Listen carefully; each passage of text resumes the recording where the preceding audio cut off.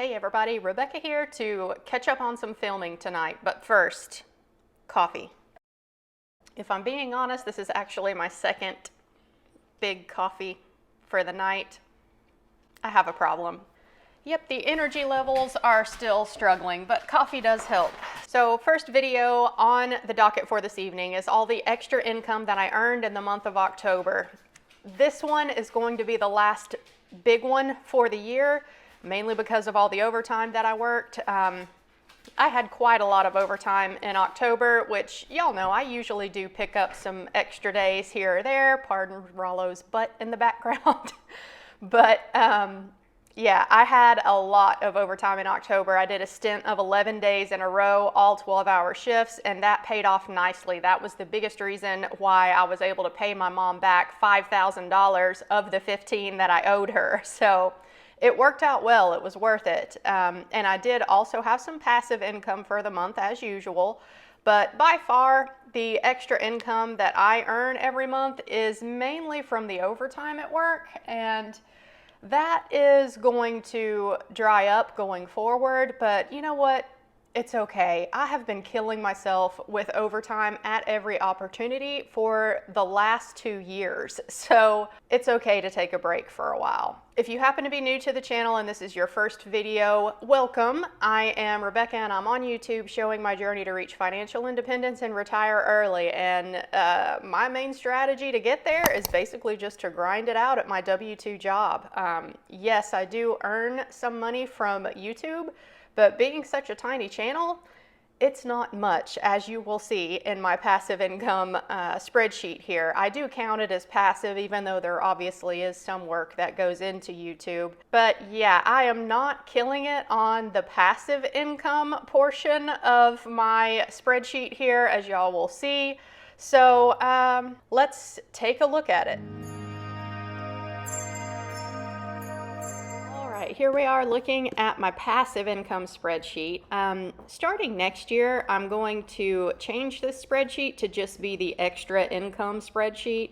That way I can add line items in here for any overtime that I pick up every month. That way all of the totals for next year, my year-to-date totals, will reflect everything that I bring in that's extra, because honestly I end up doing so much overtime that I think that it deserves being counted in the spreadsheet. But since for 2022 I made this just a passive income tracker, I decided to keep it passive for 2022, but next year I'm going to change this. Anyhow, starting at the top here, my dividend income as well as any options income that I get through Fidelity. I have not been trading options lately at all, mainly because my focus is to get my mom paid back the money that I owe her first, and then I'll get back to options trading at some point in the future. And y'all can see also that I have not earned any dividends in October. Right now I don't have a dedicated dividend portfolio. I sold out of my individual dividend stocks that I had picked out, and I put all of that into ETFs this year. As the market has had a major pullback this year and my dividend portfolio was actually up, I'm still relatively early in my FIRE journey, so I figured I would go ahead and take the gains that I had in the dividend portfolio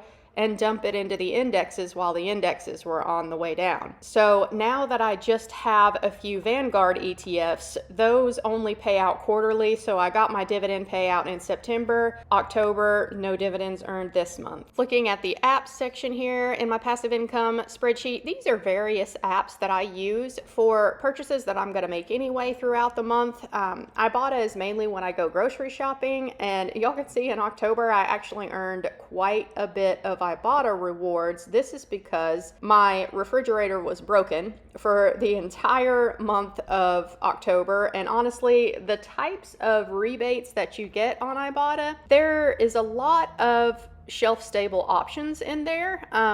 getting rebates on things like fresh produce and things that would need to go in a refrigerator, besides dairy. They have a lot of dairy, but meat, produce, that kind of thing, they have it in Ibotta, but there's just not as much as shelf-stable things. And with me not having a refrigerator working, I needed to buy a lot of shelf-stable stuff in October, and I ended up getting a lot of rebates from Ibotta. I got $37.50 worth of cash back for all of my grocery purchases in the month of October. Next is Fetch Rewards. This app is also a good rebate app for grocery purchases, as well as other receipts that you get. I put all of my fuel receipts for my car in here. Every grocery receipt, honestly, they will take restaurant receipts. Any receipt that you get, you can scan into the app and they'll give you some points for it. Once you have enough points saved, then you can redeem them for gift cards. I always choose the Amazon gift card because y'all know I am spending on Amazon just about every month anyway, so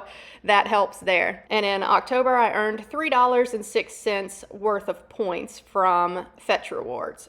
Coin Out, another receipt scanning app. Every receipt I get goes into at least these 3 apps right here. So I can get multiple rebates for every purchase that I make. And Coin Out, I actually did get a referral. I do have referrals for all of these apps down in the description box below if you're not using any of them and are interested. I did get a referral for Coin Out in the month of October, so they gave me a $3 bonus. That's why this one is so high compared to September. So $4.86 earned from Coin Out in the month of October. Upside is another app that I use to mainly get cash back on fuel purchases that I make for my car, but I also use it for restaurants sometimes. They do have a few restaurants where you can get cash back in the app, but mainly I use it for fuel for my car. And in October, I earned $2.69. So total for my apps for the month of October was really not bad. $48.11. That's pretty nice. Moving down into my side hustle and referrals and affiliates section here, y'all can see this is what I'm talking about with AdSense on YouTube. This is my YouTube income from people watching the videos that I make. And in order to get a payout from YouTube, you have to at least earn $100 every month. And I'm not even earning enough on YouTube to get a payout every month. So don't get me wrong, I am grateful for every extra penny that I bring in. Clearly, I track $2.69 worth of passive income here. So I'm grateful for it, but yeah, YouTube is not a main source of income for me, nor will it ever be. This was just something that I started as a hobby and as a creative outlet for me and as an accountability thing for me. So sorry for the animals that keep coming in and out of the frame on my videos, but yeah. What was I saying? Yes, YouTube is something that I'm going to keep doing just because I enjoy it. I think that it is a great accountability thing, not only for financial goals, but also health goals as well. Next, after the AdSense income, I am an Amazon affiliate, and I have not earned any Amazon income in months, but I did have someone use one of the links in the description box down below to order something on Amazon, and whenever you click through a link for a creator who's an Amazon affiliate and you buy anything on Amazon that counts for their affiliate program, then the person who refers you gets a few pennies literally for that purchase. And in October, I earned 93 cents worth of Amazon affiliate income. Total for the year so far, $16.57. So yeah, again, small channel, not a lot of Amazon affiliate referrals. So yeah. Earnest, this is a student loan refinancing company that I personally used and loved. I don't have student loans any longer, but I kept the referral link down there just because I was so happy with their service. But with the Fed raising interest rates this year, there's not a lot of people refinancing their student loans, so I have not gotten any referrals for Earnest all year. After that, Ko-Fi, this is the place where I have all of these spreadsheets that I use on the channel listed for free. They're free downloads, but every once in a while I do get just a tip from somebody who downloads the spreadsheet and likes them. And so far this year, I've gotten $47.14 just for sharing these spreadsheets for free with you guys. But a lot of people will leave me a tip on the Ko-Fi site, which is very nice and appreciated. Lastly, M1 Finance is a brokerage that I use and love, so I have a referral link for them in the description box below, and every once in a while someone will sign up for M1 through my link. So far this year I have earned $100 for my M1 Finance referral, but nothing in October. So my total income for this section for October was $73.85.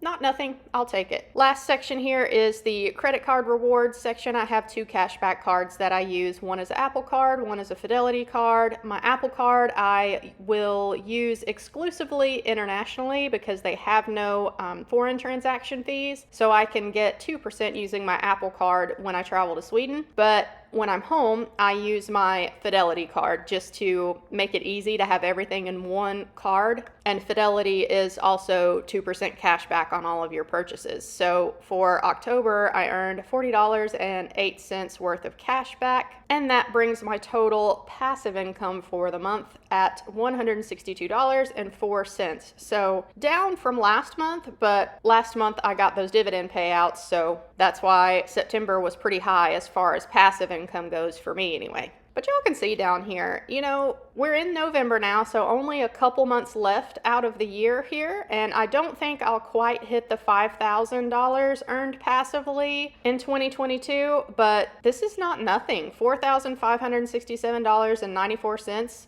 and this is just passive income. So yeah, I'm pretty happy with that.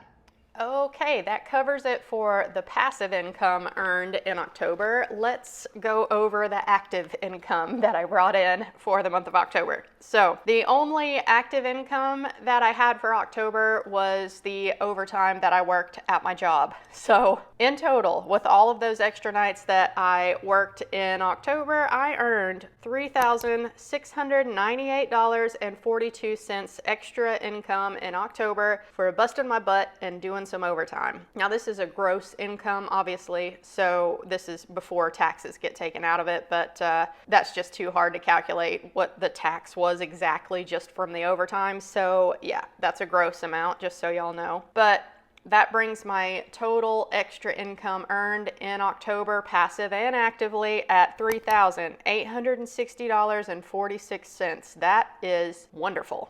Absolutely amazing. The highest month that I may have had since I started counting my overtime and doing these extra income videos. So just to compare, my total extra income earned in September was $1,429.12. So yeah, I was over double what I earned in September in the month of October. So this is why I kill myself with the overtime at every opportunity. So yeah, in a way, I am a little bit disappointed to see it go. But on the other hand, I am not that disappointed because I could use a break from it for a while. I am sure that the overtime opportunities will come back in the future at some point, and I'll make a decision then whether or not it's worth it to push myself and do it. Honestly, it'll probably depend on how the market's doing. If we're still down in 2023, which I kind of expect that we will be, just a guess for me. But if we are, then yeah, I'll probably end up taking extra overtime. Y'all know me.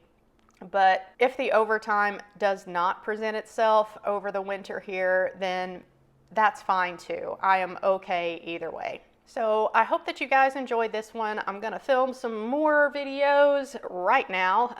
On the docket next is a Health is Wealth update for channel members and a portfolio review for channel members. And after that, I will do the budget plan for December. And then if I still have enough energy and voice left, at some point in December, I will set some 2023 goals as well. All right, guys, that'll cover it for this one. Thanks as always for watching. Appreciate you, and I will see you in my next video. Bye, y'all.